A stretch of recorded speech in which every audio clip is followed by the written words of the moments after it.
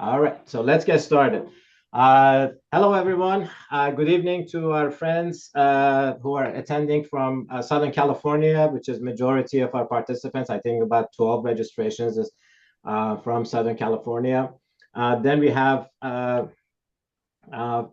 friends. Let me. And so we also have friends from around the world, from Rwanda, from Uganda, from, let's see, Nepal, and as well as Malaysia. Our friend from Malaysia sent a message that she could not attend tonight, but she should be able to do it in the future. Uh, so just a quick intro before we dive into it. Mind Treasures is, my wife and I are the founders of Mind Treasures. This is our 19th year of operation. We are based in San Diego, California, USA. We are a 501c3 nonprofit organization, also in the international world as an NGO. Since inception, over 10,000 participants, majority of them student in schools, in public schools, have attended. We have developed a curriculum that we're going to be using, the ABCs of Wealth. It's very unique. It has, I will talk about why is it unique, but it's also appropriate for all ages. We present the program according to the age of the participants that we are presenting. But we have had successful multi-generational sessions altogether. We do have, actually, I need to update this. We used to have a staff of 7. Some have retired. Our annual outreach before COVID was about 1,500 participants here locally in San Diego, but that has slowed down a little bit. We do in person. Most of our in-person sessions are at schools, but we've been doing virtual series since COVID. And internationally, we are working with friends in over 100 countries. A quick outline of the curriculum that we're about to use during this series. It has the Faith and Finances, which concentrates on the spiritual aspects of finance, and this is very unique to our curriculum. To the best of my knowledge, nobody else has developed a curriculum that combines spirituality with financial affairs. And a disclaimer in here, when we talk about spirituality, which we'll be concentrating on tonight, we are not endorsing or enforcing any particular religious doctrine. We have selected various topics from different religions that seem to point all about how we should manage and conduct our financial affairs and how to align them with spirituality. If there is someone who does not believe in spiritual world, that's fine as well. Again, we are not imposing any particular idea on anyone. It's just that this is what we have found and what we have been able to incorporate into our program. The basic level, these are the topics, and this is required for everyone. In the primary or elementary schools, we only do the basic level. That has a lot of different, and every lesson plan is based on a character trait. So these are some of the character traits that are presented in basic level, as we call them human treasures. And that's where the name Mind Treasures come from, because we look at these character traits that we are all born with as hidden treasures inside of us. Then for youth ages 16 and older or so, and for adults, then there's an advanced level that gets more into the technical aspects of finances. For this program, we will be doing a combination of basic and advanced level topics. That's what we will be doing. The way our program is available, it's available to everyone throughout the world at no cost. The training, the curriculum is all available. We don't charge anybody. For our local programs in schools, we do receive funding from different sources, and that's what allows us to bring in paid staff to present the program. So the online Google Sheet that you all have access to already, that is available in English and Spanish. I don't need to go through any of these. Then there are printable versions that have been translated to many different languages. These are some of the languages that have already been translated to. The implementation. So as you are going through this training, our hope is that not only you will learn this yourself, but also be able to implement for others. It could be as close as your children. If you have children or you're going to have children, or if we have anybody who has grandchildren, this would be, it's not something that is only for yourself, it's for everybody. It can be implemented in the family environment, in after-hour enrichment programs, in the community centers and faith-based centers, summer camps, family sessions, etc. And it's very flexible in how it can be implemented in different spaces. The implementation, I'm going to skip this. For our young audience, I'm not sure how many of you actually visited our website, but when we do teach the program in schools, we utilize this treasure box that has these 4 different slots. We use play money every session that we do. So every time we go to a school, we spend hour to hour and a half with the students, with the teachers being present there. We talk about different character traits and different aspects of financial affairs. And then we give them pocket money, give them play money as allowance or pocket money. And they're supposed to allocate it between different categories, between spend, share, invest, and save. So this box becomes a personalized piggy bank, so to speak. That is how we do it in the schools. And they get to decorate it, they keep it. And often when we go back to the same schools the following year, and we ask the students, who still has their treasure boxes, a lot of them do. So I'm going to take a moment. There's a question or something in the chat. Okay, never mind. It's the AI. It wasn't any of you guys. All right, so that's the quick introduction. Any question here? And our workshop here is not going to be a lecture. It's not going to be just a presentation. I will present some topics. Then we really would love to have, actually need to have your participation in the discussions. We will go into breakout sessions, depending on how many people we have. So it's going to be very interactive. But I want to stop here before I move on, see if there are any questions about the introduction of our program. You can either open your microphone, speak your mind, or put it in the chat, either way. All right, everybody's, I hope they're awake. All right, so let's did somebody, Peter, did you have a question? If you're talking, I cannot hear you. I see. No. Oh, okay. All right, very good. Thank you. All right, so let's get started with the actual program. This is the worksheet that you all have received. We use the same exact worksheet for all different ages, in schools, outside schools, or anything in here. Your first assignment was to fill out these questionnaires in here. So my first question for everybody here is, who thinks there is a connection between our spiritual realm and our financial realm? Is there any connection between spirituality and finances? Or are they completely 2 separate things? Anybody has any idea? You can either put it in the chat or open your microphone. And if you don't talk, I'm just going to keep on talking. Wow, this is a quiet group. I believe they are connected. Okay, how are they connected?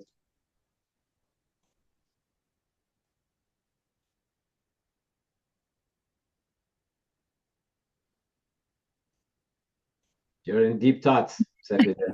Okay, well, you give it some thoughts and we'll come back. Okay, we'll see how they are. Okay, Jacqueline says they are connected. She put it in the chat. Yes, they're absolutely connected. I mean, the connection, as we will discover tonight, is huge. It's something that has always been there. It's not something that we invented or we discovered. It's been there. We just haven't paid attention to it. And that's why these questions were presented to you. So let me start with the first question. I do have access to everybody's worksheet, but I'd like to hear from you guys. So what do you think? Who wants to tell us what is the miracle of a single flower, in your opinion, or what you thought? Anybody would like to share what they wrote in their worksheet? I remember, I know it was, for some people, it was like a week ago. Tay, go ahead. Yes, I say the beauty, actually. The beauty. Okay. All right. And Tay, this is her second time taking this course. So Tay, I'm going to quiz you on all this stuff. You should know all these things.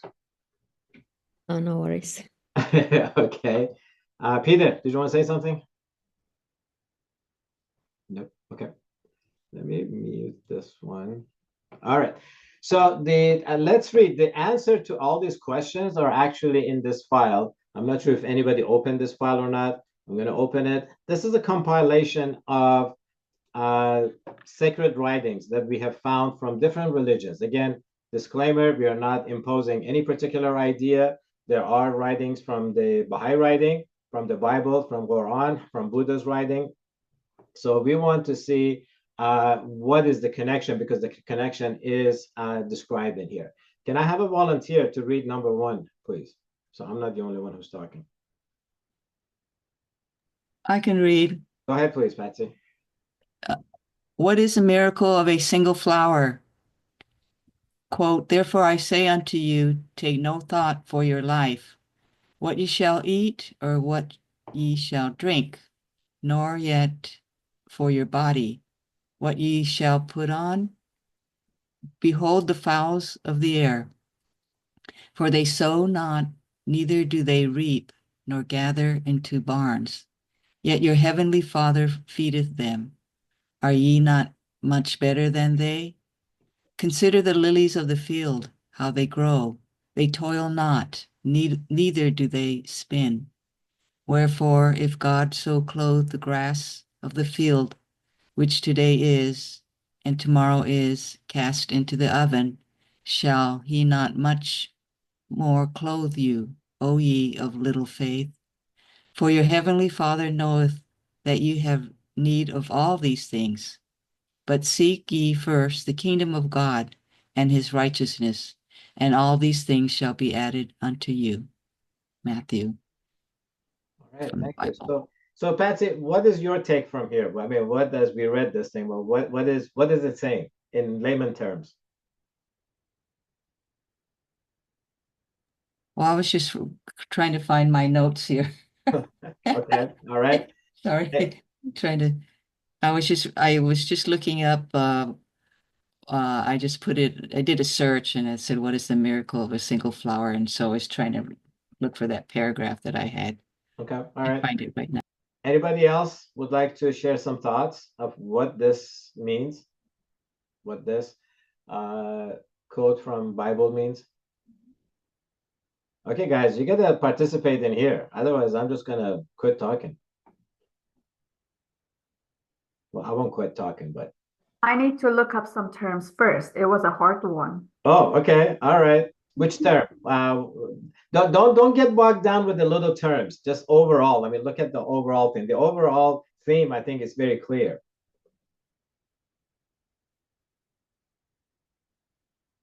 Okay. So here's what it's saying. It's basically saying that, look, for those of us that believe that there's a God, God has created everything. The Father has created everything. And he provides for everything that's our need. And it says it's making an example. It's like, look at the lily. And the lily is basically representation of flowers or trees. It says they do not move. They don't do anything. And they don't move. But God knows what they need and provides everything for them. So if you look at tree, a flower, sunlight, water, nutrients through the ground, even those that need the help of birds or insects to do pollination, everything God has created that system that is bringing that to you. So, but it says, "O ye of little faith, for your heavenly Father knows that ye have need of all these things." Then it's making a comparison and it's saying that, hey, if God that created the flower and provides everything, don't you think that the creator that brought us into this world does not know our needs? Will he not provide for our life necessities? And then it summarizes in here, but it says, but there's a condition for us to receive our daily bread, for our life necessities. It says we have to seek the kingdom of God and his righteousness first, and then all things shall be added on to you. Now, how many of us have been trying to do this, or how many have actually thought that this is possible? That instead of waking up in the morning, thinking about work and how we're going to earn a living to pay for food, for our rent, for our mortgage, for our clothing, and then if there is any time, we think about God. How many have actually contemplated on this? Jacqueline says, I think it means we need not worry. Yes. Do you think this is possible? So that means that we shift our focus 180 degrees. Instead of concentrating about life necessities, we think about how we get close to God. Is that a possibility?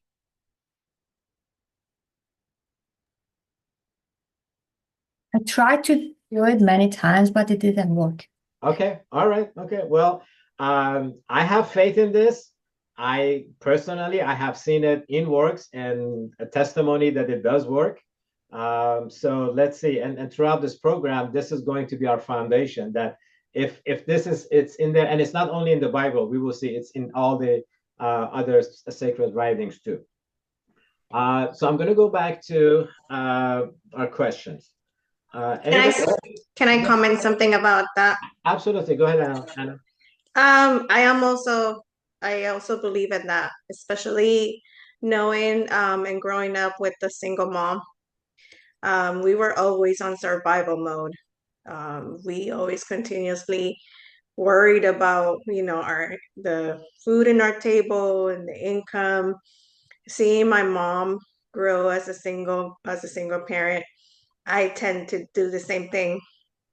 So I started doing my praying and meditation in the mornings, and I'm seeing a lot of flow because I'm in the peaceful state of mind, and I know that God exists, that He takes care of us. So I'm in that peaceful state of mind, and then cash flows. So I'm a very big believer in that. Okay.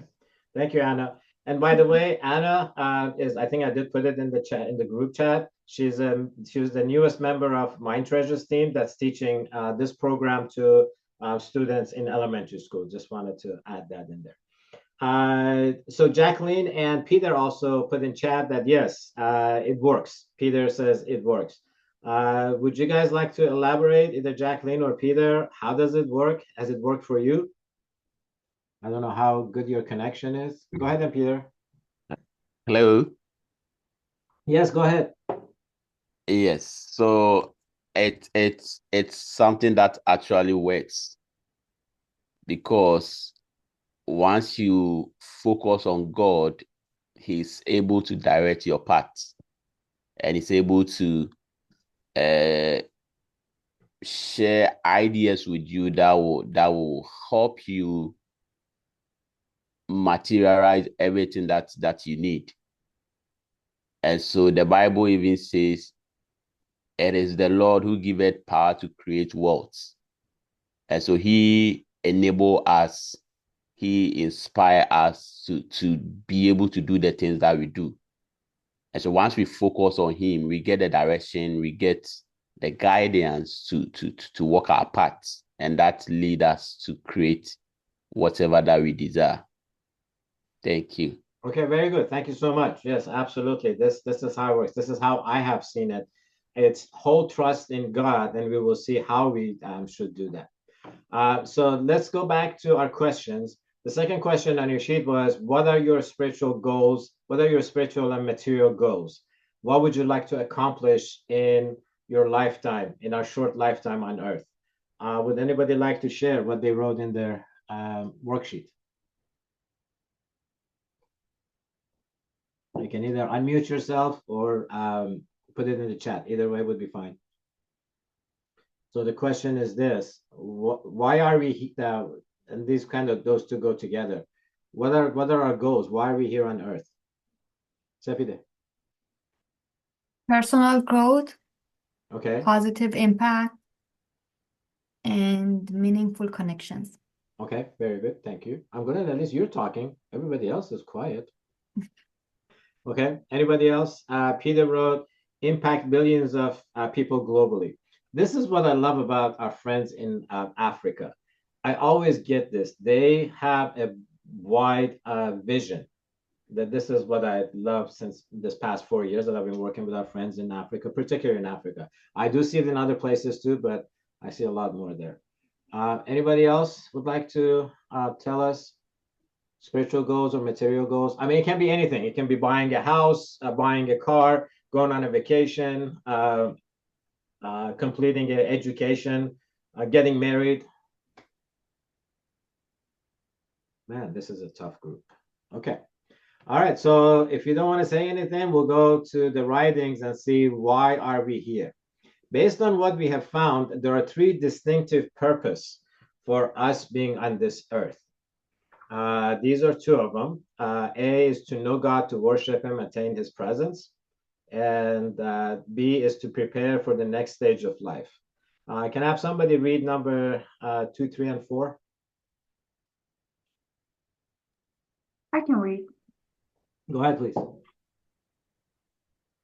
O thou who art the Lord of all names and the maker of the heavens, I beseech thee by them who are the day springs of thine invisible essence, the most exalted, the all glorious, to make of my prayer a fire that will burn away the veils which have shut me out from thy beauty, and the light that will lead me unto the ocean of thy presence. The purpose of God in creating man hath been and will ever be to enable him to know his Creator and to attain his presence. To this most excellent aim, the supreme objective, all the heavenly books and the divinely revealed and weighty scriptures unequivocally bear witness. But in nearness to Allah is the best of the goals.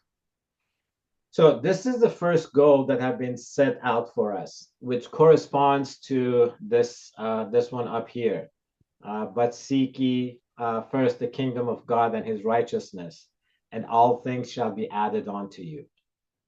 So it's our first goal in life for those of us that believe that there is a spiritual world, there is a God, to know Him and to get close to Him. And I particularly like this one because this is part of the daily obligatory prayer for the Baha'i friends that's supposed to be recited every morning. It's like it sets the mood for the day, for the entire day. It's like the entire day. It does not say, think about food, think about work, think about all the stuff that's going on, but show me a light that would lead me onto the ocean of thy presence. So that's the first goal that has been set for us in the scriptures. Let's move on to the next one, which gets a little bit more difficult. So the next one is to prepare for the next stage of life. So before we read that, I want to ask a question. When do you guys think our financial affairs start, and when does it end? At what age or what stage of life? So the question is, at what age or at what stage of life our financial affairs start, and when does it end? Any thoughts, either in the chat or Yeah, Patsy? I think it begins at conception. That's too early, Patsy. Let's not expose the fetus to money stuff. But the spiritual part of it. Okay, all right. Any other thoughts? Let's see. Tay says ends at death. Okay. Any other thoughts? At birth. Okay, Jacqueline says at birth. All right. So based on what we found, to the best of our knowledge from the writings that I have found, it actually starts at the point of conception. Obviously not monetary. It does actually have something to do, not directly, we'll see what does it have to do with money, but there's really no end to it. It never ends, and we'll see how. So this is what it says about how we need to prepare for the next stage of life. Is there another word that you can think about that will kind of paraphrase thinking about next stage of life? A process that sometimes we learn in our later years, not that much in the young years, but These days, a lot of youth are kind of getting into it. It's a financial term. Something that we do for our future, that it's taking some risk. We don't know if it's going to pay off or not. Sapide? What is the question?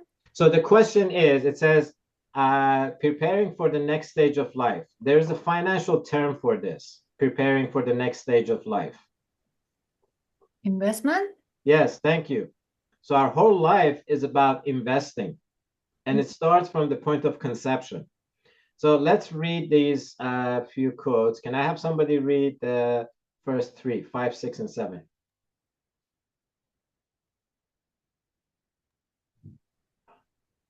I can read. Go ahead. Okay. Okay. Know thou of a truth that the soul, after its separation from the body, will continue to progress until it attains the presence of God. Then Abraham gave up the ghost and died in a good old age, an old man and full of years, and was gathered to his people. The progress of man's spirit in the divine world, after the severance of its connection with the body of dust, is through the bounty and grace of the Lord alone, or through the intercession and the sincere prayers of other human souls, through the charities and important good works which are performed in its name.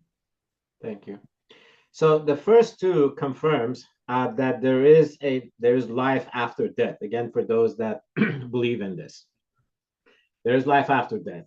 And this one, number 7, and this is from the Baha'i writing, it confirms that our investments, or what happens in here, what we leave behind, the legacy that we leave behind, will help our soul to continue to grow even after death. So that's why we believe that after we die, yes, it's not directly with our money, but the good work that are done in our names, not necessarily just the money that's given in our name, but the good work that has been performed in our name will help our soul grow further and further.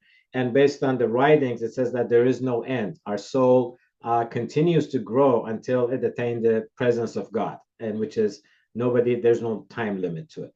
So this is the ending. So we're starting with, it's like, all right, after we die, there is a life, and then we need to leave something behind that will help us grow further. Now, let's see where we start before we die. Can I have somebody read number 8?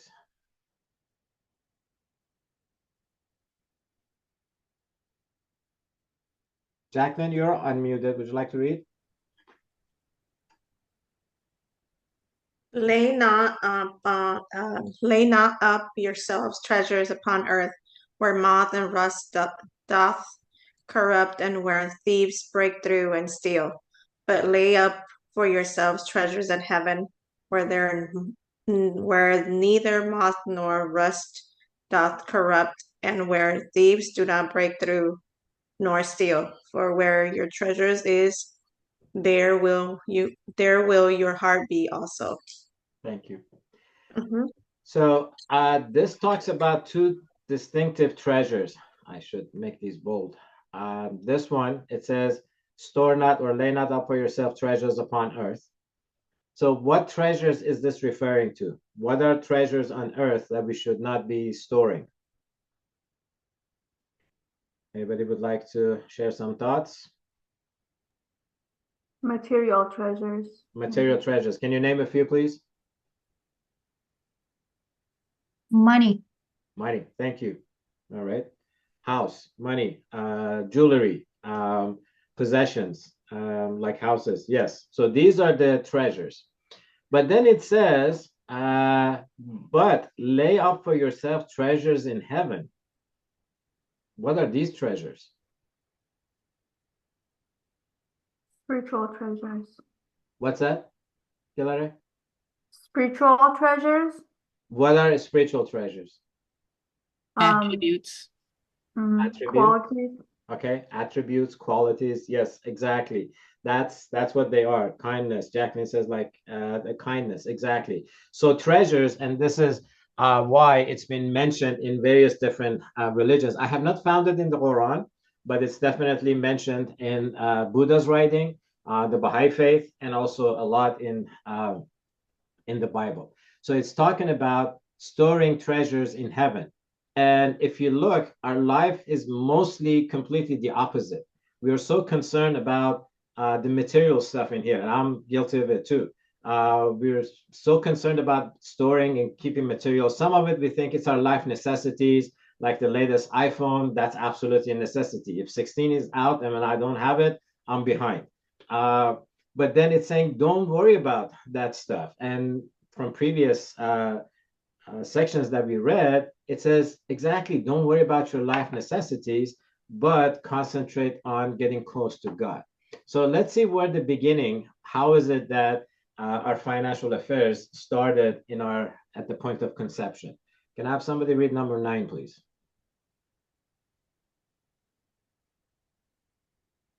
Do you want me to read again? Go ahead, since nobody else is volunteering. In the beginning of his human life, man was embryonic in the world of the matrix, mother's womb. There he received capacity and endowment for the reality of human existence. The forces and powers necessary for his world were bestowed upon him in that limited condition. In this world, he needed eyes. He received them potentially in the other. He needed ears. He obtained them there in readiness and preparation for his new existence. Therefore, in this world, he must prepare himself for the life beyond, that which he needs in the world of the kingdom. That which he needs in the world of the kingdom must be obtained here, just as he prepared himself in the world of the matrix by acquiring forces necessary in this sphere of existence. So likewise, the indispensable forces of the divine existence must be potentially attained in this world. Okay, thank you very much. So this is what it means when we talk about our financial affairs started at the point of conception. That's what it means. And if you look, does this talk about investing? Who thinks that this paragraph is also a testimony to investments, and how? Any ideas?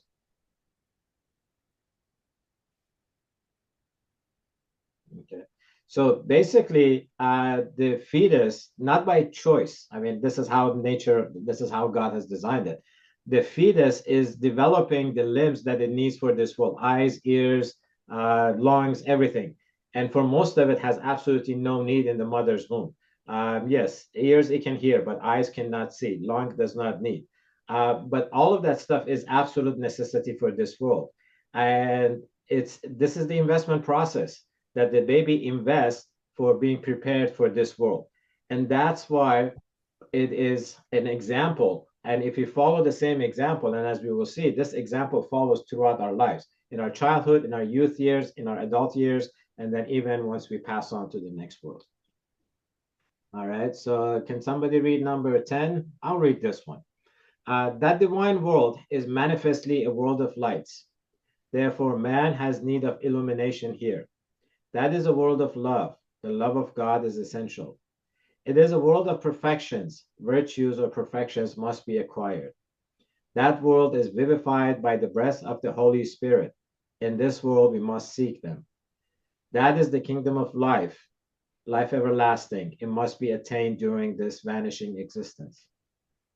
Then the question is, by what means can man acquire these things that are listed in number 10? How shall he obtain these merciful gifts and powers? I like to call this the 7 commandments of Abdu'l-Baha, which are very specific. It says, first, through the knowledge of God. Again, for those that believe that there is a spiritual world, that there is a God, it's having his knowledge. Second, through the love of God. Third, through faith, which basically says faith in a lot of stuff, but in our case, is having faith in God that since He created us and He knows our life necessities and our life needs, He will provide for us. Again, iPhone 16 is not a life necessity, so don't be expecting iPhone 16 for Christmas. Fourth, through philanthropic deeds. Fifth, through self-sacrifice. Sixth, through severance from this world, meaning detachment. Severance means detachment. We should not be attached to this material world. And then seven, through sanctity and holiness, developing these character traits. So I'm going to stop here before we go into the third one. See if there are any questions, and I think it's time we can do our breakout session. Any questions on what we've covered so far? No, we're good. I'm hoping that people will be a little bit more talkative in the breakout section, at least. So our breakout sessions, I'm going to divide the group into two. We should have about 7 in each room.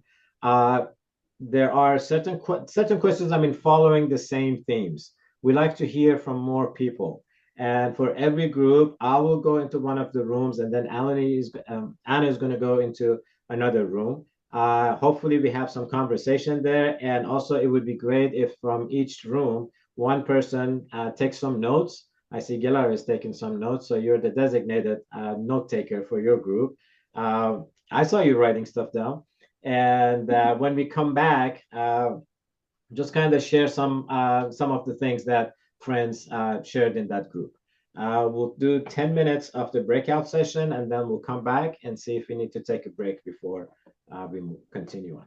All right, let me stop sharing my screen. Any questions before we go into the rooms? No, we're good.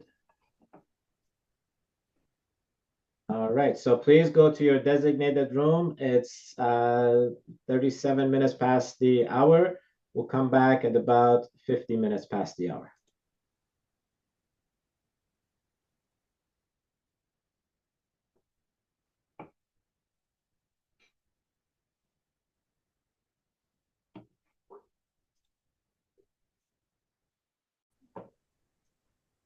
Hello. Hello. Hello. All right. So let me see what kind of questions we have for this session.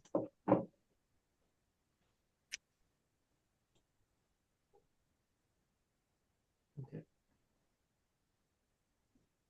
All right. So as we discussed, our goal in life should be getting close to God and not worrying about life necessities, because it's going to provide. So the first question I have is, what forces us preventing us from aligning this to actually implementing? I think, Sefide, it was you that you said you tried and it didn't work. Is that right? Right. Okay. Oh, by the way, who's taking note? That's going to present once we go back. I need a volunteer. I can take Sefides. note.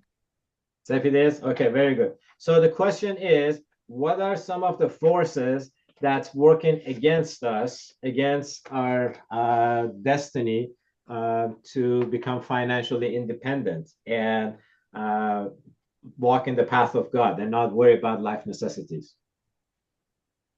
Materialism. Materialism, okay. Can you elaborate on that, please? Basically how I would say the society keeps on telling us how we need more things, or like how we need the example that you said, like I have an iPhone and the newest version comes in and I feel I have to have it.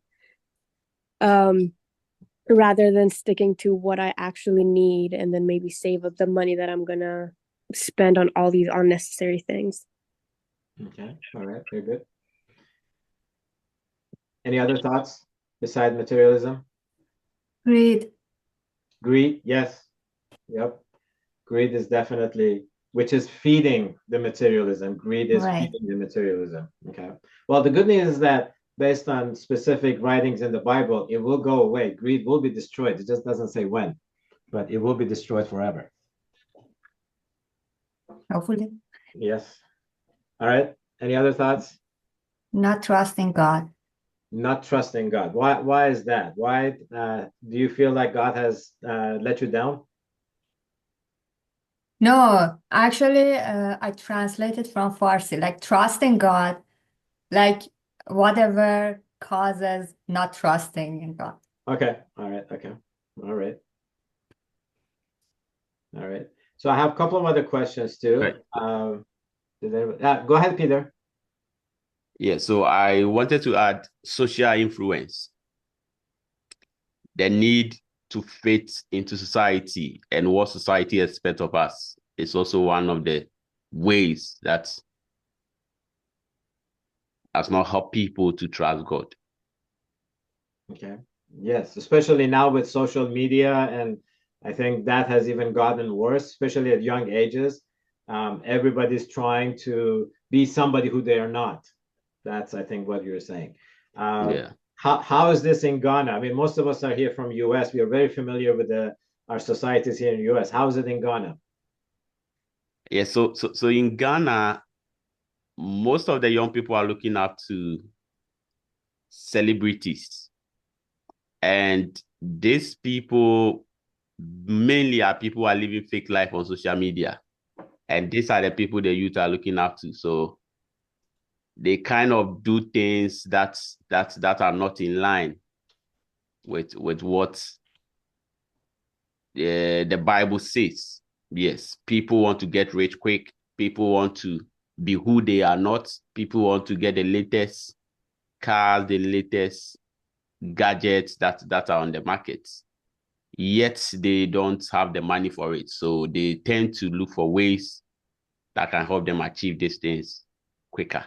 Okay. And I remember 4 years ago when we started doing this virtual series, we did one series with friends in Ghana, and that was the main thing that they said that the gentleman who organized it, it says people go take out personal loans just to buy a new dress every time they go to church. They feel like they have to have a new outfit every week that they go to church, so they take out personal loans, right? Yes. Okay. All right, so there are a couple of other questions. Are there any other teachings in your faith that relate to financial education or financial affairs besides the ones that we have shared? Do you have anything else that you can share with the group that you're aware of? I think everybody's quiet. All right, the next question is, how has your faith influenced your finances, directly or indirectly? Is this the first time you're hearing about influence of spiritual powers into finances, or have you had experience in this area before? I have one experience. I haven't been successful yet, but the thing is, in my personal experience, when I focus on money or earning money, I don't get anywhere.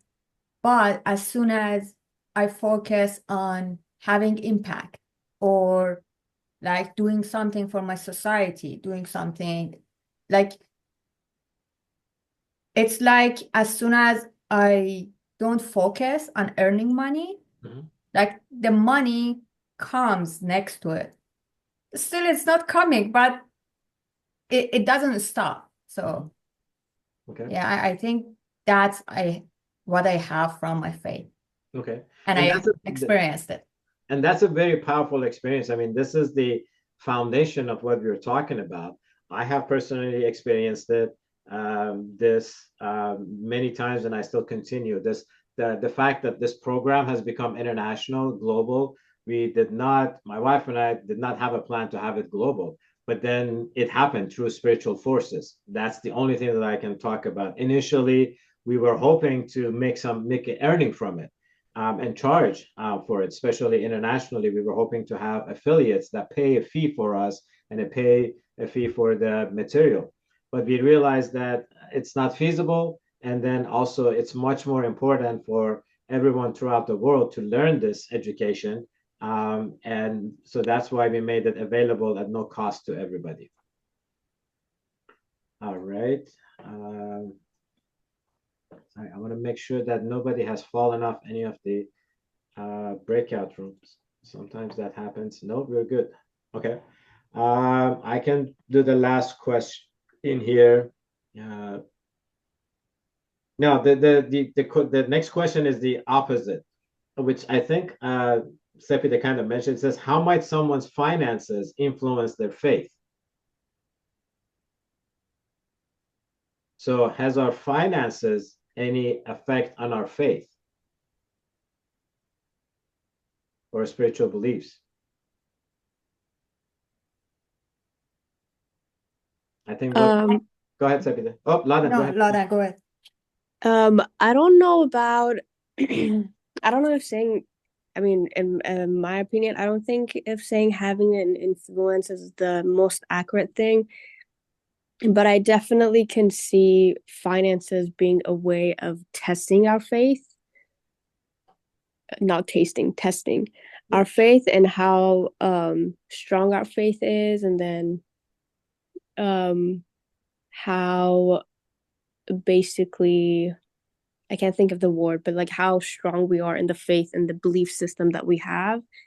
Because it has happened for me a lot of times. I have to like choose between what benefits me financially or what is actually going to benefit me spiritually, whether it's a lie or like not like hiding something or things like that. You know, you get an extra paycheck or like the company gives you extra PTO that you shouldn't have gotten. You can either be truthful or you can, you know, don't say anything about it and just like put it in your pocket. So I feel like finances definitely could be a way to test our faith. At least for me has been. Okay. Any other thoughts?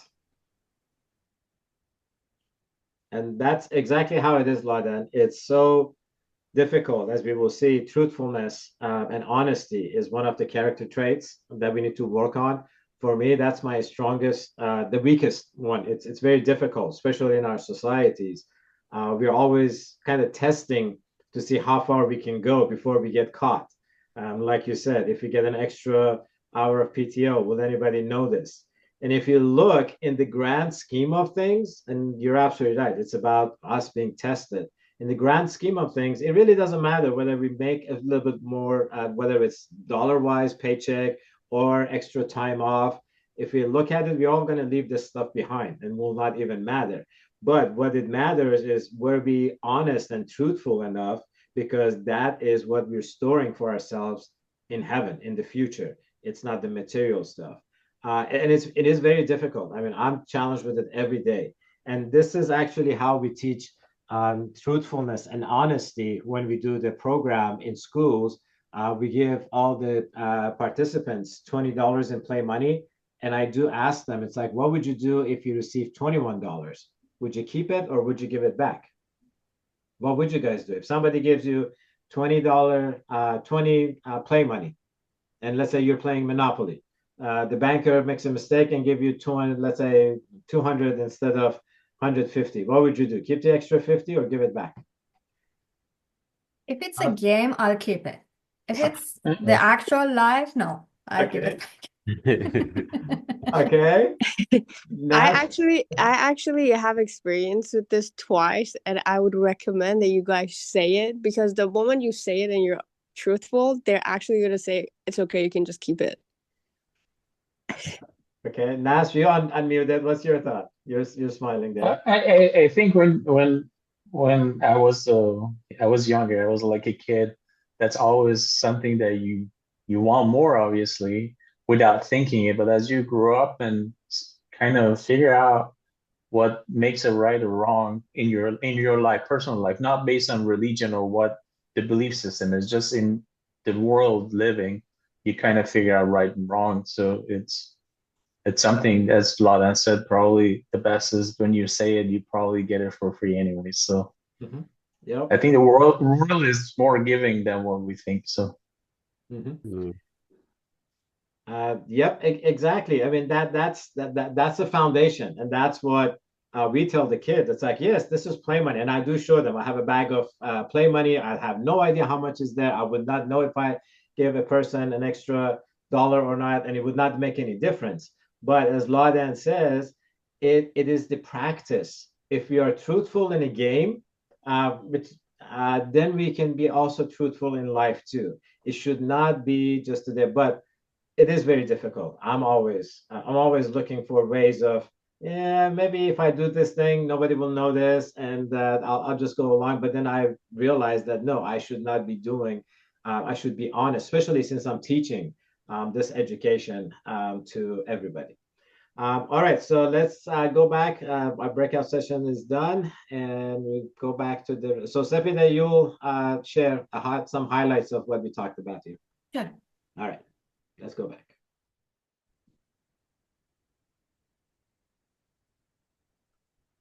All right, I think everybody is back. I don't have anybody in the breakout rooms. Okay, Anna, who is from your group sharing? Did you find a volunteer? You're muted. Anna, you're muted.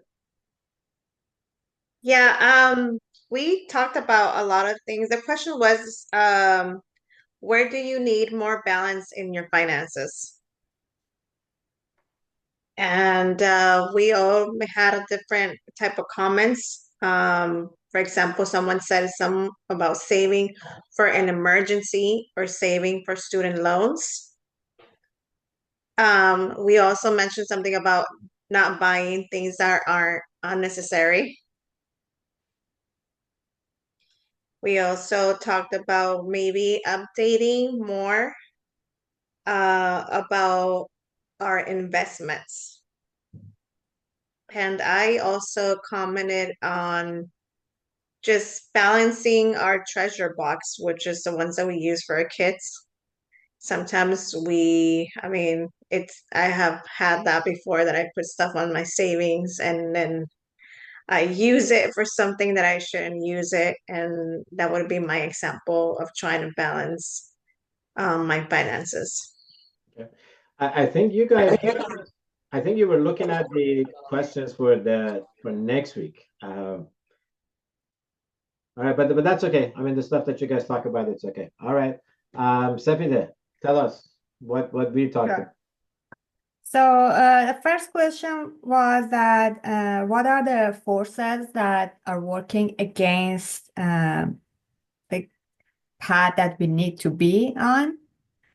And then Laudan mentioned materialism, or the needs that the society defines for us, but they are actually not our actual needs.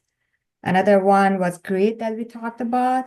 And then Peter mentioned social influence. The next question was that how your faith would impact your financial life. And we talked about not focusing on money and focusing more on the impact that we have would help our financial situation. And the last question was how much someone's finances affects their faith. And then Laudan mentioned that finance is a way of testing our faith, and how we can try to be truthful all the time. And then Nasr explained one of his own experiences, and he said that world is more giving than we think it is. So we talked about the truthfulness and the importance of it. Okay, very good. Thank you so much. So the reason we break out into the sessions is that I think people feel a little bit more intimate than in the group, even though that our whole group is not that many, but there's a little bit of an intimacy there. Are we okay to continue, or do we want to take a short break? Are we good still sitting down? We're good? Okay, all right, let's continue. So let's continue. Where am I going here? So we're going to continue on our journey, the spiritual journey, because there's a little bit more in here. So remember, this is what we started with, that our life, we need to turn it 180 degrees around, rely on God, seek his kingdom first. And Sepide mentioned that in our breakout session that she has absolutely experienced this. Whenever she concentrates on the material stuff, she doesn't receive much. But as soon as she concentrates on giving and being community oriented or doing other stuff in the path of God, she immediately sees the result back. So knowing God and worshiping and working toward attaining his presence, preparing ourselves for the next life.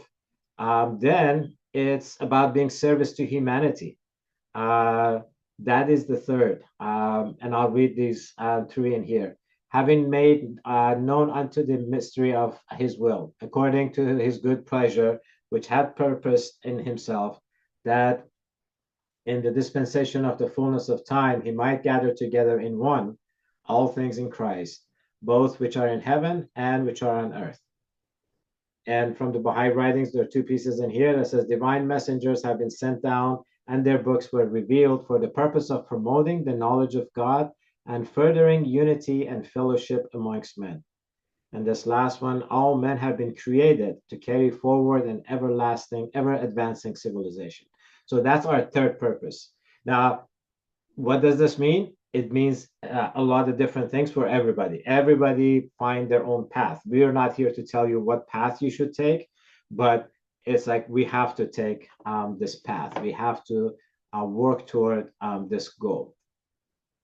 Now, the question that we had in the breakout session is what's holding us back from achieving our goals? I think we talked about this. Immersed in the sea of materialism, lawlessness. If anybody knows about California, we know that you can walk into a store and steal anything that's worth than $900 some and nobody can tell you anything. You can people are going into the jewelry store and grabbing jewelry, shoes, clothing, tools, and the stores cannot say anything because that's the law. That thankfully it is changing, I think at the beginning of the year, but this is basically lawlessness. Laxity in moral standards. Our entertainment, everything is about entertaining, advertising, news, and then now even more importantly, social media in here. So I'm going to go back to our questions about desires and temptations. So these two questions, what are my desires and temptations, both positive and negative? And what is the purpose of desires and temptations? Let's concentrate on this, which Ladan kind of mentioned. So what do you think is the purpose of desires and temptations? Do they have a purpose, or is just something that, as some people believe, that there is a devil that's constantly tempting us? He was an angel. I think it was, can't remember whether it's a he or she, was an angel, but then turned its back on God. So now the purpose of devil is to tempt us. What are your thoughts? What is the purpose of desires and temptations? I'm thinking there can be two purposes. Okay.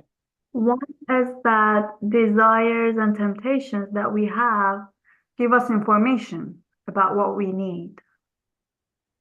Also, they are not always good stuff, but they still give us information about what we lack. And the second is they motivate us. They give us drive. All right. Any other thoughts? Okay. Let's Yes, to go ahead. to add to what Lera said, I think they fuel actions and inactions. Yes, our desires and temptations fuel actions and inactions. If you have a desire for something, it drives you towards achieving it. And if you know this is a temptation, it sometimes prevents you from taking certain actions. Okay. So now, so now you're talking the language of physics, science. There's an action, there's a reaction for every action. So let's see what's in the writings, because the writings clearly say the purpose of desires and temptation. Can somebody read number 15, please? 15 and 16. I can read. Go ahead, please. Blessed is the man who endures temptation, for when he has been approved, he will receive the crown of life, which the Lord has promised to those who love him. Let no one say when he is tempted, I am tempted by God, for God cannot be tempted by evil, nor does he himself attempt nor does he himself tempt anyone, but each one is tempted when he is drawn away from his desires and enticed. Then, when desire has conceived, it gives birth to sin, and sin, when it is full grown, brings forth death. That's from the Bible. Do I read 16, did you say? No, so let's wait on that. So this is very clear. I mean, as Laden said, the purpose of God has created the system. I mean, the system is there. God did not create evil. Evil is basically absence of goodness. That's what it is. When we forget about all the good characters that we're supposed to possess and exercise, that is when our material side kicks in. But it's a test. It's absolutely a system, just like going to school. If we go to school and there is no system of testing, we don't know if we've passed or not. It's not to make us fail. Those tests are not there to fail us, but to help us make sure that we understood. And if you didn't understand, let's go back and read it and try it again. That's basically what it's talking about. Patsy, go ahead and now read 16. Say, he is not to be numbered with the people of Baha, who followeth his mundane desires, or fixes his heart on things of the earth. He is my true follower, who, if he come to a valley of pure gold, will pass straight through it aloof as a cloud, and will neither turn back nor pause. Such a man is assuredly of me. From his garment the concourse on high can inhale the fragrance of sanctity. And if he met the fairest and most comely of women, he would not feel his heart seduced by the least shadow of desire for her beauty. Such a one, indeed, is the creation of spotless chastity. Thank you. These are very tall orders, and I just thought about this. I've read this many times, but I just noticed that this passage is talking about men not losing a heartbeat when they see a fairest of women, but it doesn't say the other way around. I'm not sure what that to make of that, but it's interesting that it's only for us not to lose that heartbeat. So anyway, but it basically says be detached, and that's what it was up there from Abdu'l-Baha that says we have to become detached. It's extremely difficult for various people for various reasons. Some have no desire for gold. They can see gold and say, okay, yeah, it's just a piece of metal. And then some have issue with the second part of it. So each one of us, and these are just two examples in here. Then I read the next two. It says, busy not thyself with this world, for with fire we test gold, and with gold we test our servants. Lana, did you know about this stuff before you mentioned, or because you perfectly said it? Yeah, my mom always repeats that quote for us. Okay, all right, very good. There are before you so many temptations, trials, difficulties, calamities, and difficulties, because you have to purify through fire and stipe through the sieve in order to separate the wheat from tars. Verily I say unto you, none will be saved but the believers, and from the believers only the sincere. And even those are in great danger, especially in such a time. So it is saying that it's very difficult. And there are, I believe there's one quote from Abdu'l-Baha that says, some character traits we can work on making them better, but then there are some that we absolutely have to reach out to spiritual powers. And I have experienced that. And because my thinking is that if I ever become in control of all my desires, then why do I need God for? Because I think he reserves some of it for himself. So we reach out, we're constantly reaching out, knowing that some of these temptations and desires we cannot overcome by ourselves. All right. Let me go back to, so these guys we kind of talked about, do I worry about tomorrow's meal or next month or mortgage? Most of us do. Hopefully we can get to a point where we don't have to. And that's part of the goal of this program. And as you can see, This is how we brought spirituality and finances together. We're not talking about just reading the writings and going to churches or Baha'i centers or mosque or wherever we go to read and to pray, but to be able to implement the writings into our financial life. This question about what keeps me up at night, this is not to be taken literally. Yes, it all depends on what we ate the night before, what kind of movie we watched, or how much social Instagram we looked at. But the point of this one is there's a lot of challenges in our societies that we should be thinking about. I know Gilar and I have something in common. Gilar and I are very passionate about the environment. We hate plastic. He's smiling. And it kills us to see how people lavishly just use plastic and throw it away. That's my number one pet peeve, how much plastic is used and how much of it can be actually saved and not used. So hopefully you will find your something to keep you up at night beside mortgage and rent and food for the next time. And then the last two, as we will see, part of our program is about community building, is volunteering, doing stuff good for others, because as part of the number 3, remember, it says that we have to be service to humanity. I want to share one more before we dive into the next session. This one, where it clearly, and there are both, I think, in Baha'i writing and also in the Bible, where it talks about, look at this. And let me do this one first. It says, prepare for me. I'm just reading the highlighted. It says, prepare for me the means of livelihood. Give me my bread through channels over which I have no control, thy heavenly treasures. So it cannot be any more specific than this. We have no control over our life necessities. So what do we do with our time now? This does not mean that we sit around and say, hey, God, you created me. Please send me exactly what I need. Food, shelter, whatever I need. You said you're going to send it. I'm sitting here. I'm waiting for it. No, we have to do, we still have to go to work. We still have to go get stuck in that gray cubicle, as Laden put in her introduction. We still have to do that. Sorry, Gilar, we still have to do all that stuff. But our concentration can be this one. It says, forget your own selves and turn your eyes toward your neighbor. Bend your energy toward whatever may foster the education of man. Because why? Because when we do this, if we follow in his way, seek the kingdom of God and his righteousness, his incalculable and imperishable blessings will be showered upon you. And I have personally experienced this every day through what we are teaching. All right, I'm going to stop here.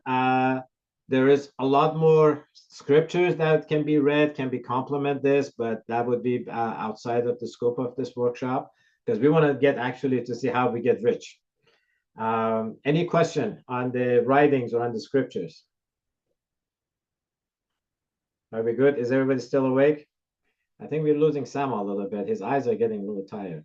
I can see that. Samuel, you got to say something. Otherwise, you're going to fall asleep. You know, I'm still thinking about the way you said stealing from stores in California. I like that part. I didn't know about it. That's a new temptation now.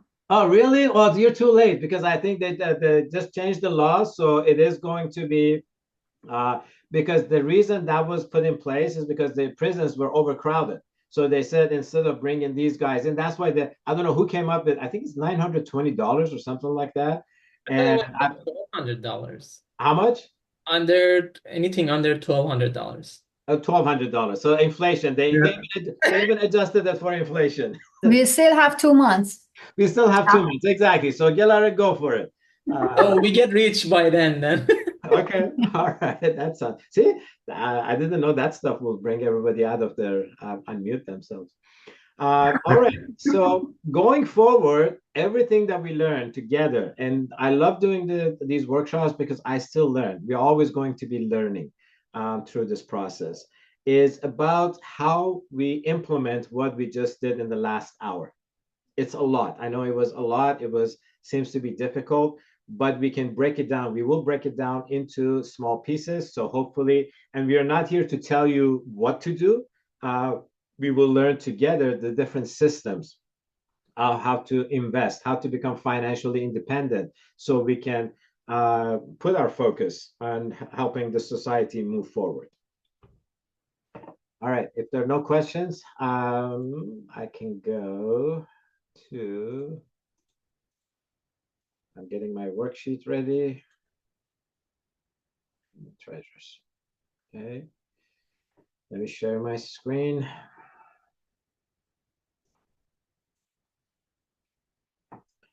All right, so the thing that we just did, this one, obviously, we cannot do it in schools, at least not yet, this faith and finances portion.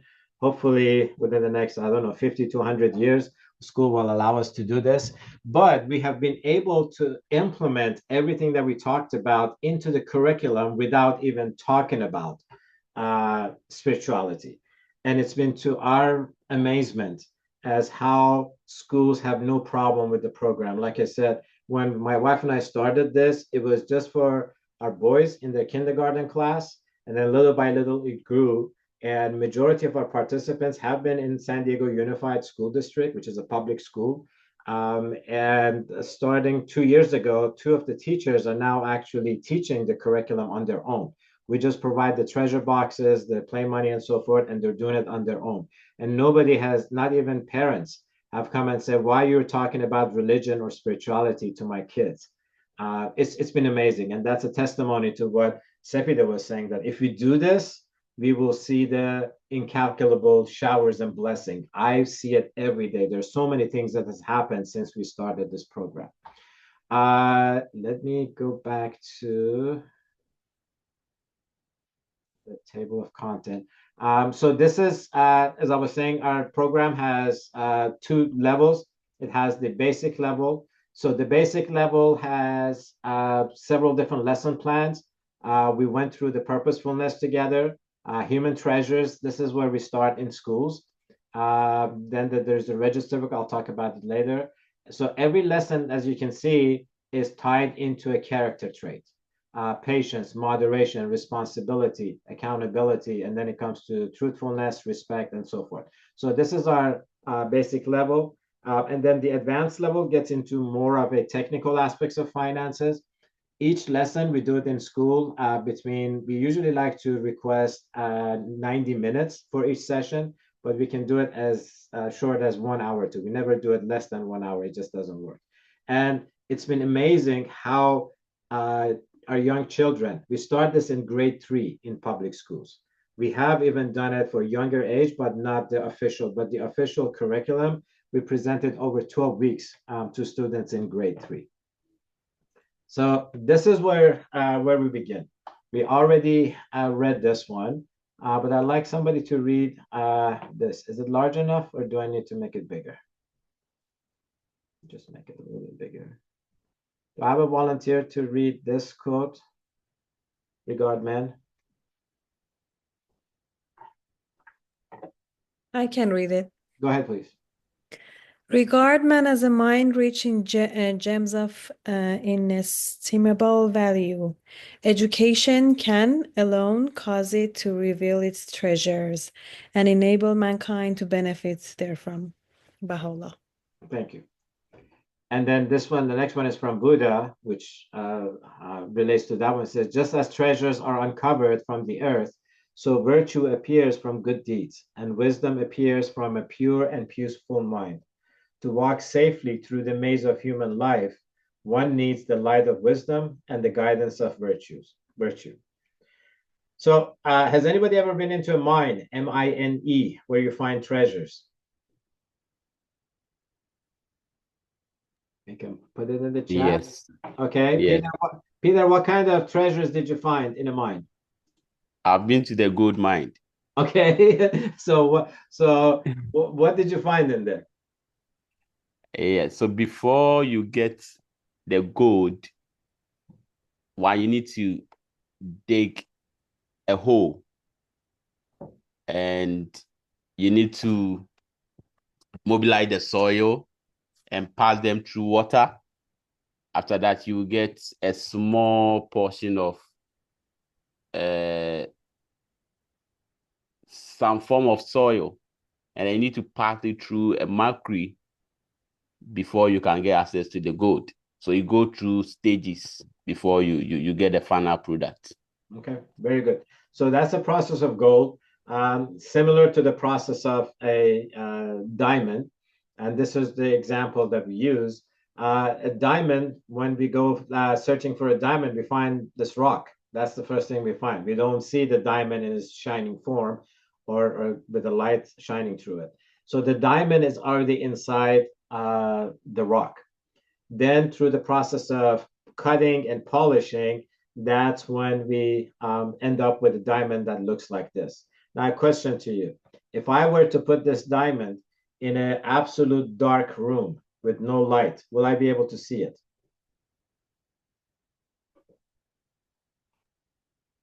No. Why not? We pay so much for these diamonds. What's the point if you cannot see it and paying so much for it? I guess you just know it's there and it's valuable. But if you cannot see it in a dark room, It needs light. It needs light. Thank you. So the value is actually in the light, not the diamond. I mean, they kind of go together. If you've ever been to a jewelry store, you would notice that all the jewelry stores, they have big, bright, shining light over the display of diamonds. So the light does exist. It's out there. And then the diamond, actually, what happens when a light goes through a diamond?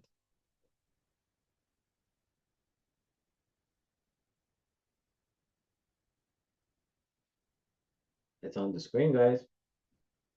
So when a light goes, Patsy.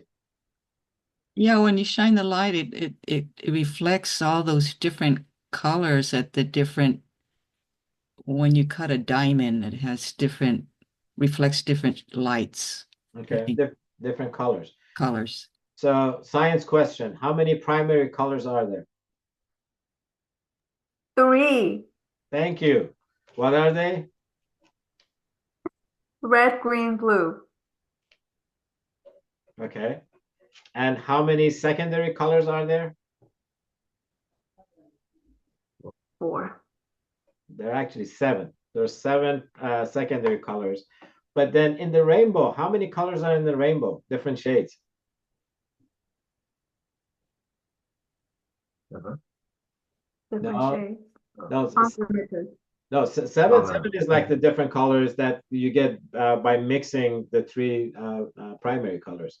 There's unlimited shades of colors. It's just like walking into Home Depot or Lowe's. If you go into the paint section, you see all those different, and I don't know who comes up with all those names, but this is the power. The light, we see it, it's either white or kind of beige, but it includes all these different colors. And when it shines through that diamond, that's when we see the rainbow. We see all the different lights. So what does this have to do with us, with humans? Why is this here?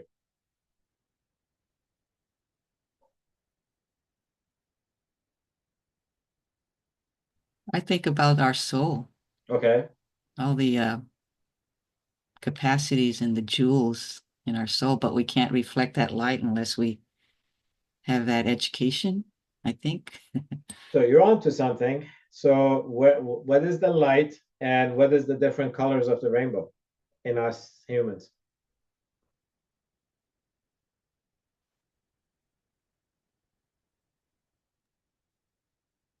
Lada? I think of it as the light being like that pure goodness or God, and then those different lights or unlimited colors of light can be reflected through us through attributes and qualities.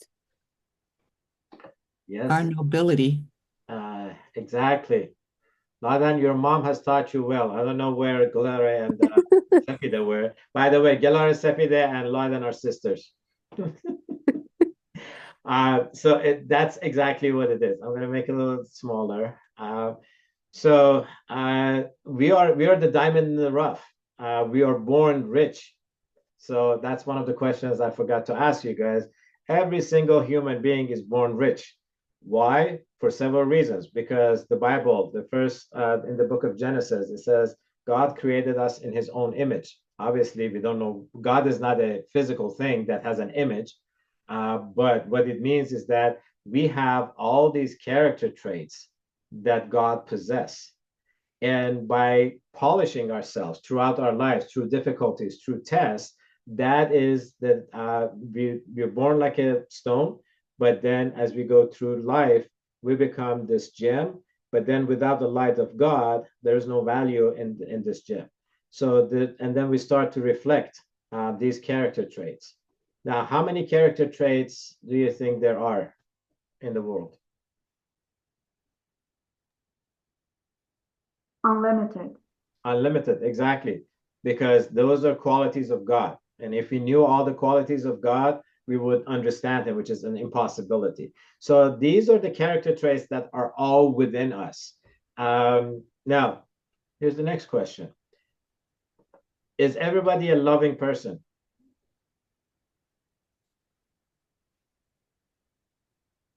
Okay. Shelley? Nay. Was that a yes or no? I didn't hear. Has a potential. Has a to potential. love. What does that mean? So what you're saying, what does it mean to have the potential? That means we need to exercise or make an effort actually to bring out that virtue or quality. Exactly. So just like that diamond that's hidden inside the gem, all these character traits, we do have access to all of them, but we have to work on it. Everybody can be a loving person. Everybody can be a punctual person. And what's holding us back from being punctual, which I'm very proud of this team here. Everybody was punctual. I wonder if you would have been punctual if I had not mentioned our cultural forces that keep us from being punctual. But anyway, punctuality, humility, honor, the one we were talking about, being truthful, being trustworthy, being honest at all times. So these are all the character traits that are within us. That's just a small part of it. So one of the exercises for next week, and I will be posting, so not only I will put the video in the group chat, but I will also put the assignments for the next week, is for everybody to go through these character traits. And if you click on the down arrow, you can say, oh, I'm strong. I always seek excellence. I am not, where's honesty? Where's mine? Honesty is something that I need to work on.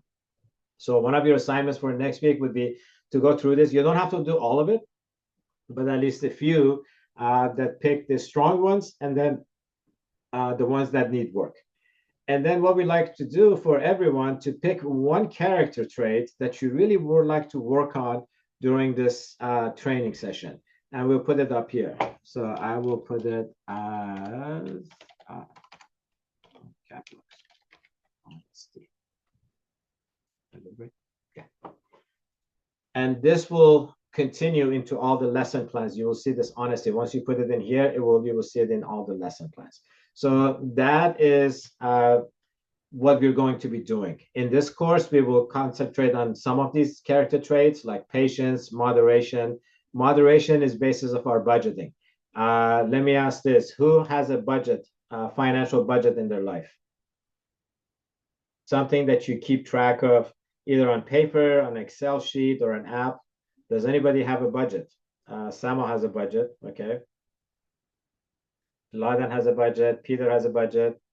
Okay. Omid says I do. I think Jackie said yes as well.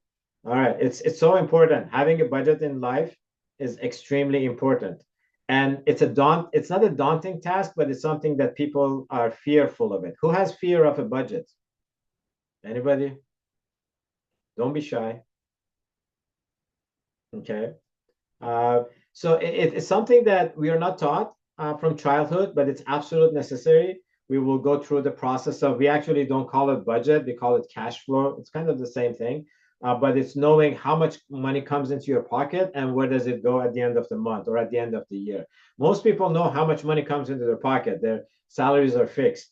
But then when you ask them, what'd you do with the money? I spent it. It's like, yes, I know you spent it. Well, where did you spend it on? They're afraid of writing down how many times they went to Costco or Sam's Club or Starbucks, all that stuff. And some of you will get caught because we live very close to each other. I have caught some of the members of this team spending too much money shopping. I won't say who, but since we live close enough, I might run into you in places and tell you, hey, you should not buying that stuff. This actually happens with our teachers and children because all of our facilitators are from the neighborhood where they teach. And often they say, yeah, I see this kid. Oh, Miss Banks, I see you. Or it makes it very powerful to see somebody who you're working with in school in your neighborhood, in a shopping or in a dining place or something like that. All right. So this is going to be your assignment. That's for next week. Now let's look and see what do these character traits have to do with money? I just made one example. Moderation is basis of budgeting or a cash flow to know what's going on. It's 8:25 our time. Let's go into our breakout session. So the question is going to be, pick a few of these. Everybody or somebody. Pick any of the character traits and talk about what do they have to do with our financial affairs. Let me create the breakouts. I will reshuffle so we don't get the same people, hopefully. Okay, I got 6 and 6. Where do I want to go? Analyze there. Okay. So I'm opening up the breakout rooms. We'll take 10 minutes and then we'll come back. And if somebody can take notes, that would be great. See you guys in a bit.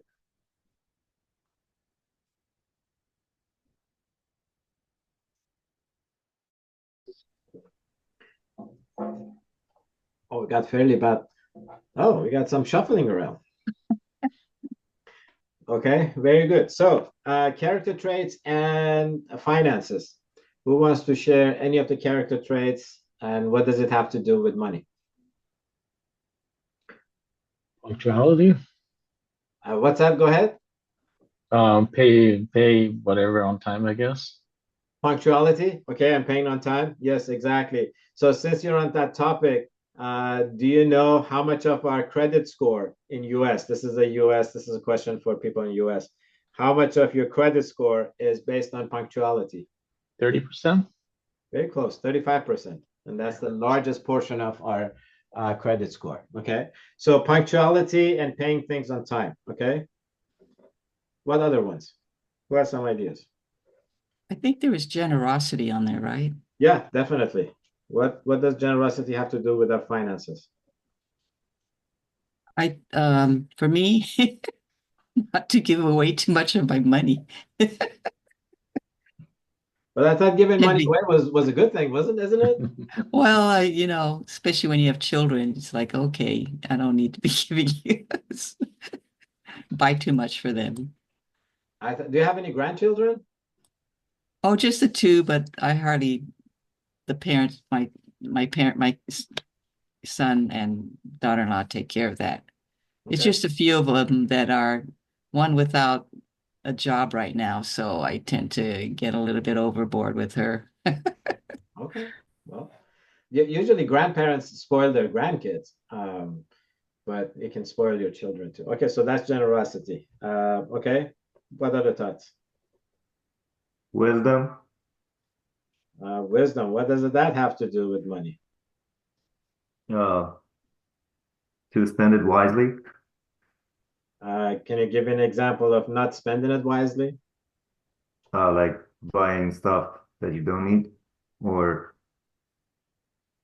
something out of your plan. Okay. Are you guilty of that? Have you bought anything out of your plan? Yeah, a lot. Yeah, we Okay. all do. All right. That's fine. Confessions. Yeah, exactly. I was just gonna say it's a confession. It's a AA meeting. Sometimes it feels like it when people start to open up. Sometimes it feels like it. Okay. And I want to share. I'm not sure. Sorry, I'm not sure if you saw Jacqueline's comment. It says generosity opens channels of blessing, which is absolutely true. Okay. Sorry. Go ahead, Peter. What do you got? Yes. So our patience. Patience. Patience is tied to delayed gratification. I'm sorry. Can you repeat that again? patience is tied to delay gratification. Okay, strive to delay gratification. Uh, Yeah. So what? You're tempted to have instant gratification? Yeah.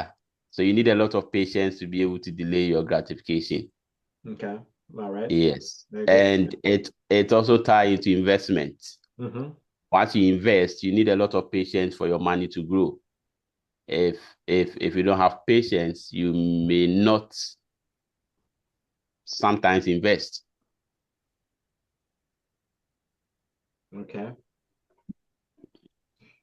All right, very good. Let me see what other questions I have. I know these are the main questions.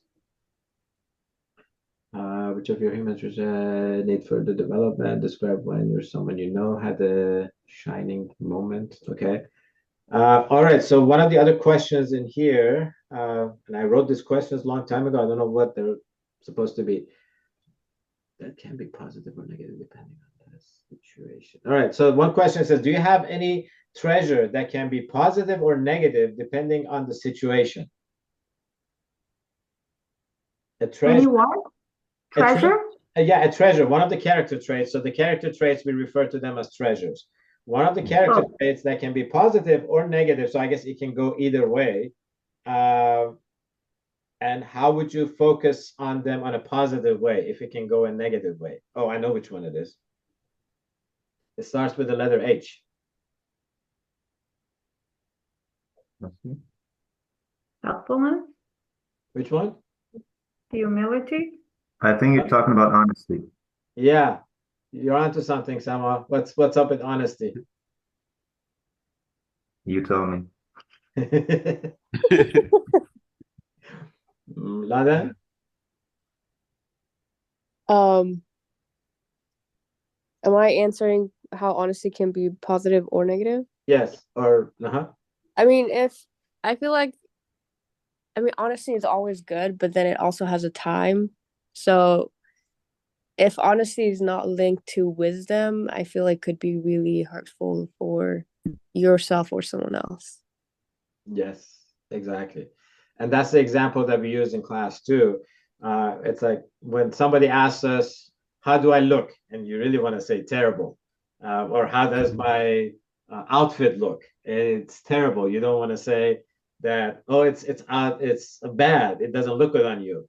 And the way to turn it around is, well, your shoes look great. So you're diverting that question, that you're not hurting someone's feeling by saying that, oh, this doesn't look good, but you're focusing on something else.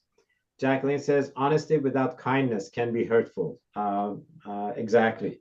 So yes, we want to be honest at all times, but we can also be tactical about it, not to be honest to the point of hurting someone, but kind of changing the direction a little bit. Okay. When it comes to finances, Uh-huh. with this justification, it can lead to, for example, greenwashing. You're not completely honest about something, you're partially telling the truth. Okay. That's not good. Can you give an example? Yes, there are some single-use plastic things that you put a tablecloth to have food on. Yeah. And they have a plastic layer. Yes, I know which one you're Also talking a about. paper layer. Mm-hmm. On the packaging, it says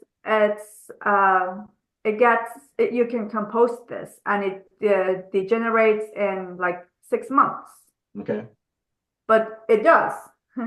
The whole truth is that it's made of a polymer, but these molecules of polymer are linked to each other with like plant material. Sure. Mm-hmm. The plant material decomposes. Okay. And leaves like billions of like microplastic pieces that you cannot see, but it's there. Yes. So that's what's called deception. Yes, we are being deceived to think that tablecloth is actually compostable, but it's really not. It just breaks down, and the stuff is there. So yes, there's a lot of that. that we need to be careful about. I mean, that's unfortunate. That's the world we're living in. Everything is about deception. We are deceived to think that we need this thing. We need the latest iPhone. Or when we go to a store, you see the big signs that says the red signs that says 2 for 10. But doesn't say, oh, you can buy each one of them for $5, or it might say very small. So that is the greed that is driving our society. But we need to be able to train ourselves, not only to train ourselves, but also train our children too. That's something that's hugely missing, that parents don't pay attention to it, and the next generations are just following the example. So yes, we have a lot of work to do to kind of be really honest and be able to identify deception. Am I on the right path, Gillar? I was, what I meant was that we cannot, we were talking about honesty, right? Okay, yeah. We were discussing that sometimes if we find it hurtful, it might be hurtful to our benefit. Like, for example, for that company, it's hurtful to say the whole truth. Yes. I was saying that we cannot justify not being honest completely with that. Oh, absolutely. Yeah. That we have to let people know that, yes, what it says in there, it's not true. Yes, they do say it's compostable, but it's not. It's really not. It just breaks down, and we have a lot more of it in there. Yes, that is something that we have to do. But I'll give you something to look forward to. I just got a new laptop from Lenovo, and on the box it says no plastic. And when I opened it, absolutely there was no plastic in there. There was no plastic packaging. Everything was cardboard. It's like, wow, finally somebody cares. A big company like Lenovo caring that about the environment. That was very big. So Peter put something in the comments. Generosity can be both positive and negative implications on our finances too. Exactly. We could be just giving too much. Just like Patsy was saying, that out of love for our loved ones or for other people, it is definitely something that we have to be very mindful of it. Okay, I think we're good to end our, let me end our breakout sessions, whiteboard. All right, anything else we'd like to, I'm gonna close all and close. Okay, so we got 1 minute before we're kicked out of here. Any other character traits that we want to talk about before we go back? Anything that stands out to you? I mean, these are the character traits that we will be concentrating on throughout the program. All right, if you got nothing, I'm just going to close this and we'll all let's go back to the main session and wait for everybody else to come.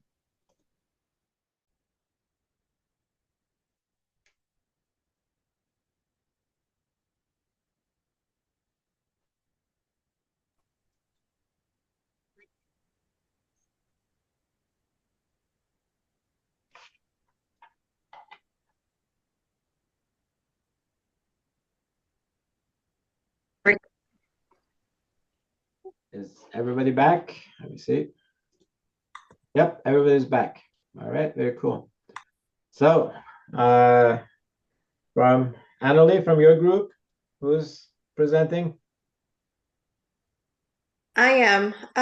We talked a little bit about everything, but it's surprisingly, we had a lot of ones that are all in common. Like, for example, we had self-discipline, we have moderation, commitment, patience. We talked about how we need to trust a little bit more and be a little bit more we also talked about being thankful for our money. And all of them have to do with the question that we talked about before about balance. I went back to my spreadsheet of what I filled in during the summer, and it was nice to see that the places where I put it needs work, the hidden treasures where I said it needs work, I've actually made progress. So it was nice to share that. Okay, very cool. And just another point, Annalie did this whole program as a self-study.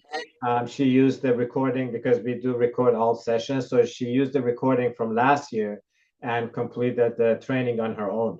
It's not a, Annalie, why don't you tell us, what was your experience doing this course as a self-study, as now that you're doing it? I mean, we're just on the first hour, but how was the first study? Was it difficult or not so?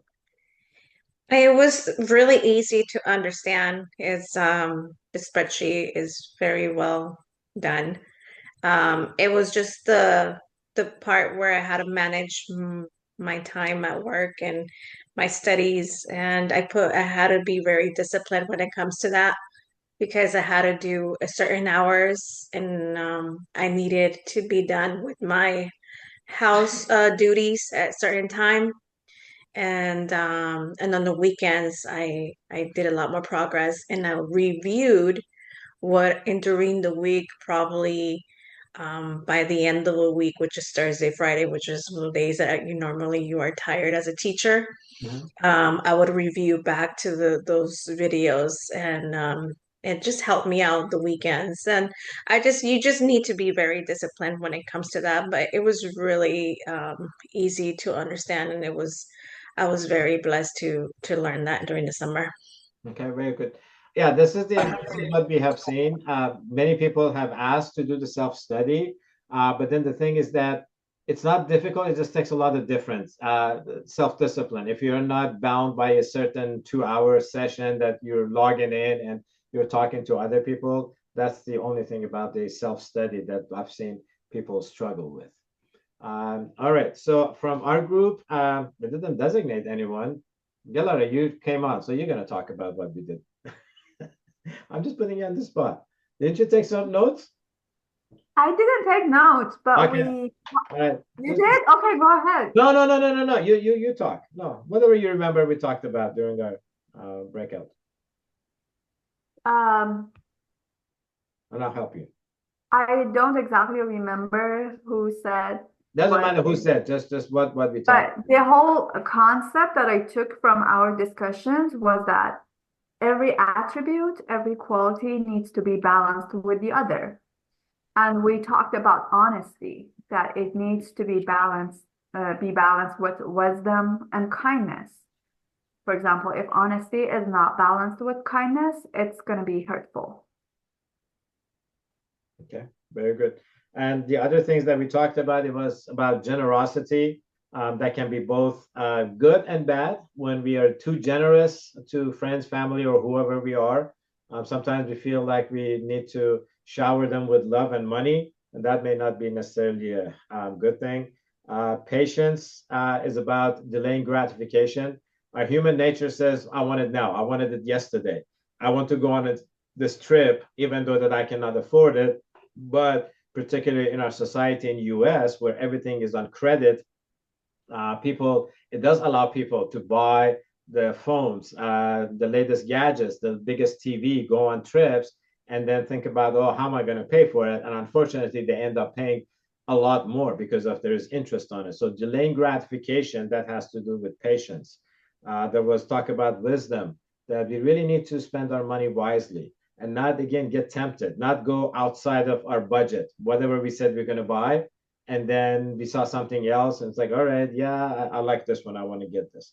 So as you see, there is a lot of these character traits that we'll be working on it. Nasr, you had your microphone on mute. Did you want to say something? No, I actually had the four of the items written down, so I just wanted to say it, but you said it, so that's awesome. Okay. All right. Okay. Very good. All right. So let's do the last part of today's session. I want to go back, share my screen, and oh, not that one. This one. Chat and participants. Okay. So your assignments again for next week is selecting these, and I think Annalie had a perfect example of going back, and that's why we are using this worksheet, because this is going to stay with you for the rest of your life. you can always go back and look at it's like, oh, I did this. These are the character traits I said that they need some work, and this is how I've improved them. Or even vice versa, you might be degrading in some of the character traits that you need to work on. Then also definitely pick a few of the character traits and write them in here, and then write down what do they have to do with each other. The purpose of this little guy, the muscle man, is an avatar. So in class, we ask the students to create their own avatar, kind of like not an imaginary friend, but it's something that helps them work together. They feel like they are in a team environment. And also there is a correlation. So how many muscles do you think each one of us have in our body? It's an exact number. Everybody has the same number of, and you cannot look it up. How many muscles do humans have in our body? No guesses?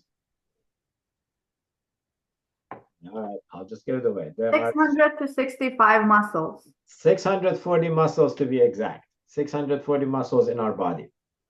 And the way we present this in classroom is that we have all these muscles. We cannot see most of them, but through exercise, eating healthy, and having a good night's sleep, we can become like this muscle person, or the avatar that everybody creates. And then, but these character traits, they're also like our spiritual muscles. That's what we refer to them. So by exercising them, not just saying that, oh, I'm a loving person, but then don't care for other people, or say, oh, I'm a punctual person, but always arrive late. So by exercising these, we can become a strong person, because every single one of these character traits, when we develop them, they make us a strong person. So we use this avatar in class quite a bit. We have the students do different things with their avatar. They write their character traits next to them. And I want to show you, I'll show you the actual worksheet that we use, the printed one. There are several other activities in here. That treasure box we talked about, we give everybody a treasure box, they do it. I'll talk about wealth and resources. And power of money is something that it's done, we talk about chocolate and money. So kind of quickly, who thinks money is like chocolate?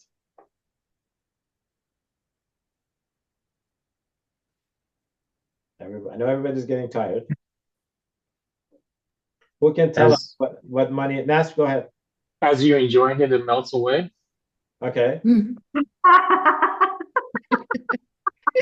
And we bring chocolate into the actual classroom, but since we are virtual, I could not bring anybody chocolate. Or I could have brought some and just ate it myself. All right. Are there similarities between chocolate and money? They both are sweets. They both are. Can you eat money? No, but money is sweet, I think. Money is sweet. Which one? Dollar or toman? Like anything. Anything. Okay. All right. Maybe I should try that. So the similarities are that chocolate has richness. Chocolate is rich. Chocolate can be addicting. Chocolate has energy. It gives us energy to do different things in there. And the chocolate goes bad. If you just keep on hoarding chocolate, just keep on buying chocolate and not eating it, it's just going to go bad. So money works exact same way. Money has power, but we should not just keep it. The money can be addicting.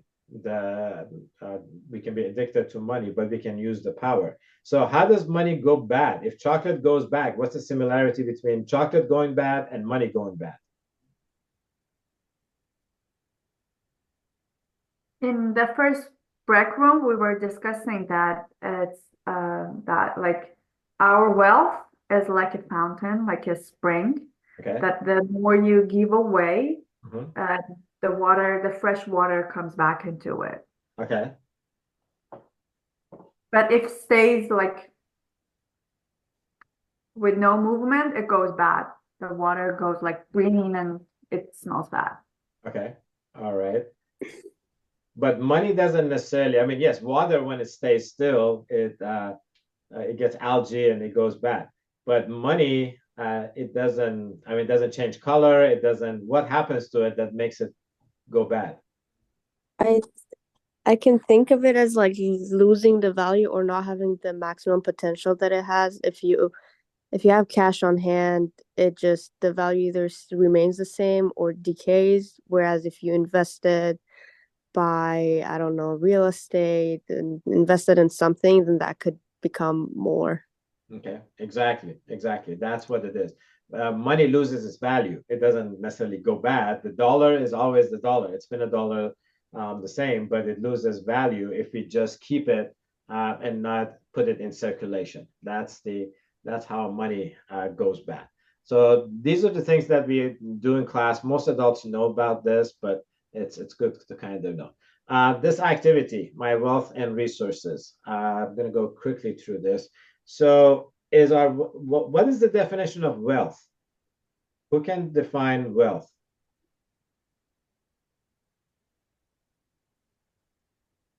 What is wealth?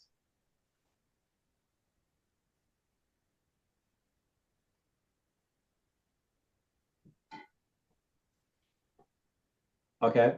So wealth, if you look it up in the dictionary, it talks about material stuff. It says material stuff like homes, jewelry, whatever. It's limited to material stuff. But if you look at wealth, there are many different types of wealth. And this is the table that we have for it here. We can have wealth of knowledge, talents, skills, physical powers, mental powers, emotional powers, and spiritual powers. These are all considered different types of wealth. So one of your assignments for next week is to list your different types of wealth. Knowledge. What's knowledge? Like if you have something that you're good at, a particular, let's say if you're good at physics, you know a lot of physics or whatever that is, that could be your knowledge in there. Talents and skills, that's kind of self-explanatory. And we would like you to present the talents, probably not live in schools, we do it live, but the session before last, I think it's the 6th session, we'll ask everybody to post their talent, maybe record it, or if there's like a drawing or something, and post it in the group chat. So just kind of keep that in mind. But here, write down what are your talents and skills, your physical powers, what can you do physically? Same thing for mental, emotional, and spiritual powers. So this is going to be one of your assignments for next week to list these. So you will recognize that money and material stuff is not the only type of wealth. That's what you got to do. This table. What's the difference between emotional and mental powers? So emotional, anybody wants to say what's the difference between emotional and mental powers? Any ideas before I say it? Mental, like intellectual? That could be, yes. That could be our intellectual power. And then emotional is like when we can listen to people that are in trouble. We can be, if they have trouble, they can come to us and we can be an emotional support to them. But mental, yeah, that's our intellectual, the things that we are good at. All right, this table here, we don't do anything with this here, but in the classrooms, we have this on a piece of paper. I'll make it a little bit bigger so everybody can see, so Gilara doesn't have to go into her screen. It's about investing and sharing not only our money, but also all these different types of wealth. So in classroom, every session, these numbers represent the session that we're in the classroom with them. Somebody can share an hour of their time to go do something. They can share their knowledge. They can go help somebody. They can pray for somebody. So that's what they can give blood. That's what this table is for. This is mostly for when we do the program in classroom. So they cut these boxes and put it in the treasure box. So they understand, so the students understand that not only they can share and invest their money, they can also share and invest their time, knowledge, talents, and so forth.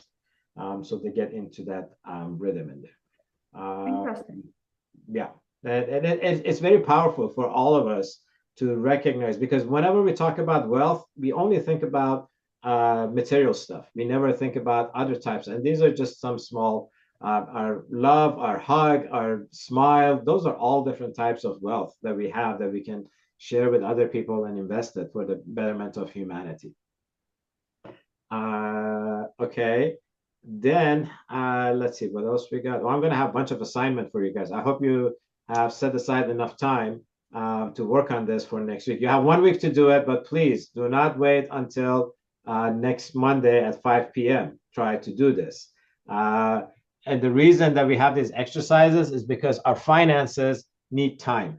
It's not something that we just come to class and say, all right, yeah, I learned about finances. We have to practice. We actually have to do things. And this is a really good way in order to get into. At the beginning, it's going to be difficult. I mean, exercises are not difficult, but finding a time to do this before next session, you will see that you might struggle in doing this. Then for next week, we're going to do patience. And this is also going to be one of your exercises, is to begin to set some goals. So at least one, these are just an example. You can override these. You'll set the date. You have personal goals that can be individual goals. But then if you're a partnership, a family, a couple, whatever that is, you can also have family goals. So an individual goal could be, let's say, like finishing college. That could be just one goal. How much it costs, how long is it going to take, what's the plan of action? We'll talk more about these. And you can hover over these titles, and it'll give you a little hint of what it means, what it's looking for. And then family goal or couple goal could be going on vacation, buying a house, something that would involve the whole family in there. And down below, we want you to think about, remember, from the spiritual writings that we read, we need to leave a legacy, because our spirit in the next world, one of the ways it can progress through the worlds of God is by the good works that are done in its name. So we want to leave a legacy behind. What is your legacy? What do you want your legacy to be?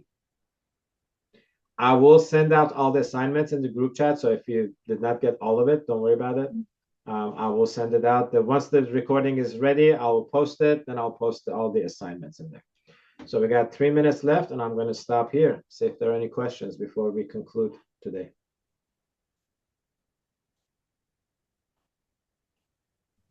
Do we complete these 3 activities? Yes. So you got lots of activities to do. So for next week, and that's what I'll put in the group chat, you need to do this one. Select the character traits that you're strong, or the ones that you want to make it stronger. Do a few character traits and write what do they have to do. What's the correlation in World of Finance? You have my wealth and resources. You will list out your different types of wealth, anything else that you can think about. And then in patience, you start to set some goals. And your goals will change over time. These are not static. These are dynamic. Our goals are always changing. But we need to have a starting point of what is it that we're trying to do in our life. And it can be both material and non-material goals, whatever you like. I have a question. Sure. In Hidden Treasures tab, the treasure that goes into the yellow box is the one that we choose to work more on? Yes. Yep. Okay. That's the top one that we're struggling with, and we want to make it. Okay. And that's beside punctuality for most people. That's a given that we need to work on.